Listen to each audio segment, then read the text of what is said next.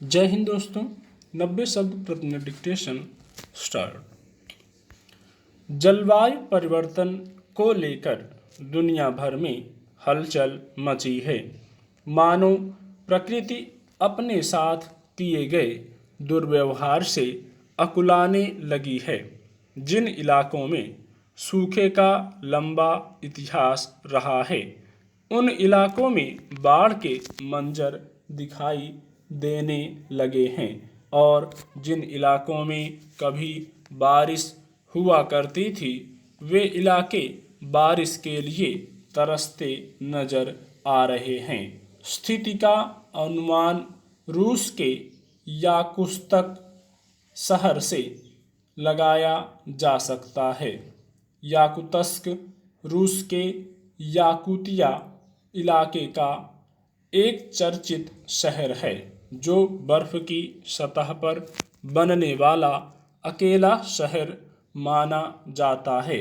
वहाँ अधिकतम तापमान कभी 20 डिग्री सेल्सियस रहा करता था, मगर इन गर्मियों में तापमान 35 डिग्री सेल्सियस तक जा पहुँचा। किसी शहर के तापमान में एक साथ इतनी बढ़ोतरी बताती है कि कुदरत के मिजाज ठीक नहीं हैं। याकुत्स्क ही क्यों, सारी दुनिया में सामान्य तापमान बढ़ रहा है। वैज्ञानिक भाषा में इसे ग्लोबल वार्मिंग या वैश्विक तापमान का बढ़ना कहा जाता है।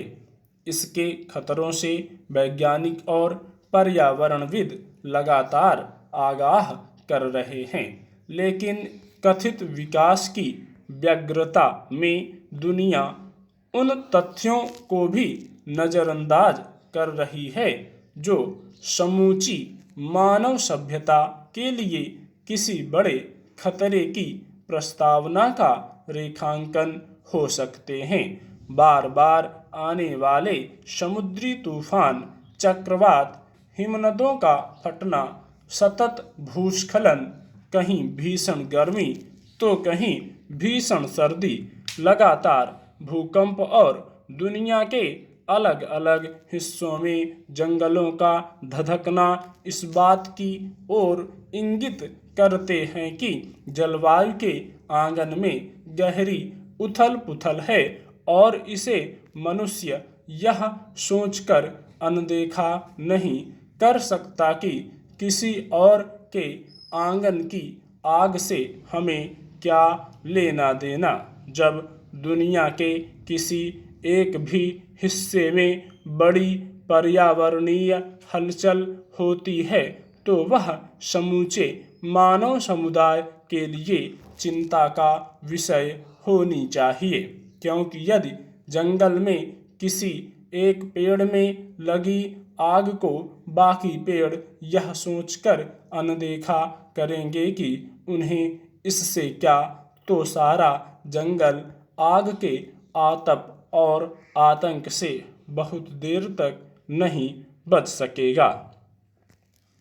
विकास के नाम पर हमने जिस जीवन शैली को अपनाया है, उसके चलते वातावरण में लगातार विषैली गैसों का उत्सर्जन हो रहा है।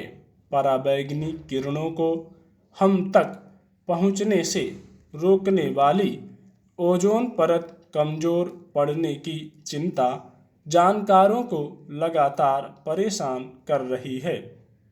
दूसरी तरफ पर्यावरण में एयरोसॉल की बढ़ती हुई मात्रा पृथ्वी के जलचक्र पर प्रतिकूल प्रभाव डाल रही है।